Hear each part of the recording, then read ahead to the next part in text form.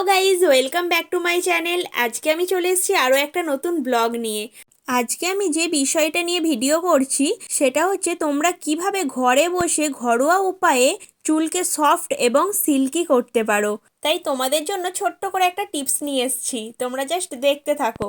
দেখো, এই চুলটা কিন্তু অনেকটা ড্রাই হয়ে আছে আর চুলটা অনেকটা উস্কো খুস্কো হয়ে আছে। প্রথমেই যেটা নিয়ে নেবো সেটা হচ্ছে অ্যালোভেরা জেল, 2 চামচ মতন নিয়ে নেব। আর এটা কিন্তু আমাদের বাড়িতেই টবে বসানো হয়েছিল। তো একটা বসানো হয়েছিল, এখান থেকে অনেক এখন হয়ে গেছে। তো এখান থেকে আমি একটু টুকরো কেটে নিয়েছি, জাস্ট আমার 2 চামচ মতন লাগবে। আর এই দেখো, উপর থেকে আমি খোসাটা বাদ দিয়ে ভিতরে যে জেলটা আছে সেটা আমি চামচে করে বার করে নিচ্ছি। 2 চামচ মতন জাস্ট বার করে নেব।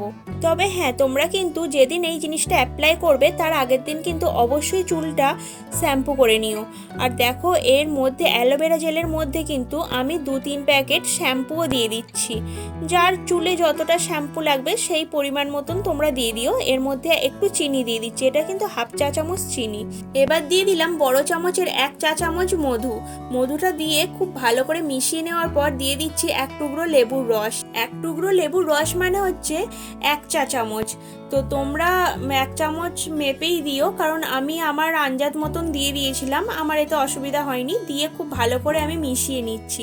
এটা কিন্তু খুব চমৎকার কাজ করবে, তোমরা একবার বাড়িতে ট্রাই করে দেখতে পারো। ঘরোয়া উপায়ে খুব ভালো রেজাল্ট পাবে।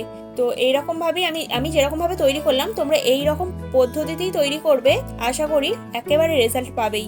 জাস্ট ওয়াও, কোনো কথা হবে না। তোমরা দেখে বুঝতেই পারছো চুলটা কতটা পরিমাণে সিল্কি এবং সফট হয়েছে। এই যে লেবুর মিশ্রণ আর অ্যালোভেরা জেল, এটা কিন্তু একেবারে কন্ডিশনারের কাজ করে। কারণ তোমরা সবাই জানো অ্যালোভেরা হচ্ছে প্রাকৃতিক কন্ডিশনার। সো তোমরা সবাই জানো প্রাকৃতিক যদি কোনো জিনিস আমরা ইউজ করি সেটার অপকারিতা কিছু নেই, বরঞ্চ উপকারিতা অনেক গুণ পরিমাণ বেশি থাকে।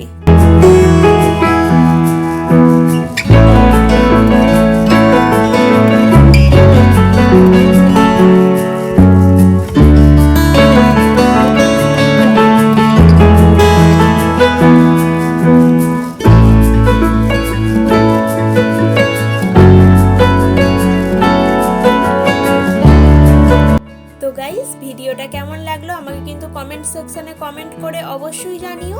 আর ভিডিওটা যদি কিছু ভালো লেগে থাকে একটা লাইক, কমেন্ট, শেয়ার আর চ্যানেলটাকে সাবস্ক্রাইব করতে কিন্তু ভুলো না। তো চলো, সবাই ভালো থেকো, সুস্থ থেকো। আজকের মতন টাটা।